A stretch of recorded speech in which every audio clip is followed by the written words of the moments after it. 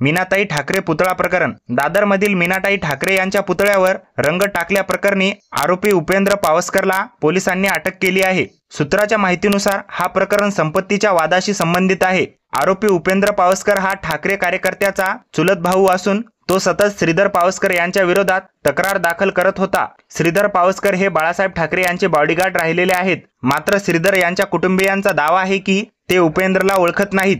Hyderabad gadget आणि मराठा आंदोलन। हैदराबाद गॅजेटला विरोध करणाऱ्या याचिकेवर आज हायकोर्टात सुनावणी होणार आहे। या सुनावणीपर्यंत ओबीसी प्रमाणपत्र देऊ नये अशी विनीत यांनी मागणी केली आहे। 2 सप्टेंबरचा शासन निर्णय मागे घेण्यासाठी याचिका दाखल झाली आहे। याच पार्श्वभूमीवर मनोज जरांगे यांनी चलो दिल्लीचा नारा दिला आहे। देशभरातील मराठा समाजाचे अधिवेशन दिल्लीत होणार असून सातारा गॅजेटच्या अंमलबजावणीनंतर हे अधिवेशन होणार आहे।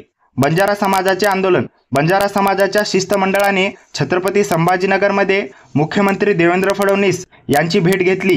हैदराबाद गॅजेटनुसार त्यांना एसटी प्रवर्गातून आरक्षण द्यावे अशी मागणी मुख्यमंत्र्याकडे करण्यात आली आहे। ओबीसी नेत्यांचे इशारे। ओबीसी नेते लक्ष्मण हाके यांनी भर सभेत तीव्र प्रतिक्रिया दिली। आमच्या हक्काचं ओबीसी आरक्षण संपवलं, आमच्या हातात काट्या नाहीत तर कोयते आहेत असे त्यांनी म्हटले। सभेत त्यांनी दंड ठोपटून आपला आक्रमक पवित्रा दाखवला। शेतकरी आंदोलन। बच्चू कडू आक्रमक। जळगाव येथे पोलिसांनी मोर्चाकरी शेतकऱ्यांना जिल्हाधिकारी कार्यालयात प्रवेश नकारला।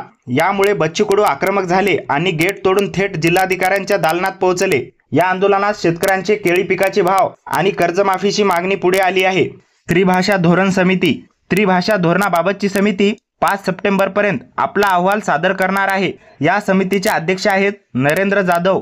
या समितीचे सदस्य राज ठाकरे आणि उद्धव ठाकरे यांची भेट घेणार आहेत। समिती मुंबई, पुणे, छत्रपती संभाजीनगर, सोलापूरसह 8 ठिकाणी लोकांचे मत घेणार आहे। अतिवृष्टीमुळे पिकांचे नुकसान। राज्यातील तब्बल 30 जिल्ह्यांमध्ये 17 लाख हेक्टरवरील पिकांचे मोठे नुकसान झाले आहे। नांदेड जिल्ह्याला याचा सर्वाधिक फटका बसला आहे। यावर मुख्यमंत्री देवेंद्र फडणवीस यांनी आश्वासन दिले आहे की अतिवृष्टीग्रस्त शेतकऱ्यांना तातडीने मदत केली जाईल। निवडणूक आयोगाचा महत्त्वाचा निर्णय। उमेदवारांच्या समान नावामुळे होणारा गोंधळ टाळण्यासाठी आता ईव्हीएम मशीनवर उमेदवारांची रंगीत छायाचित्र लावली जाणार आहे। तसेच मतपत्रिकेत नाव आणि निवडणूक चिन्ह अधिक ठळकपणे प्रकाशित केले जाणार आहे। राज्य निवडणूक आयोगाने हा महत्त्वाचा निर्णय घेतला आहे।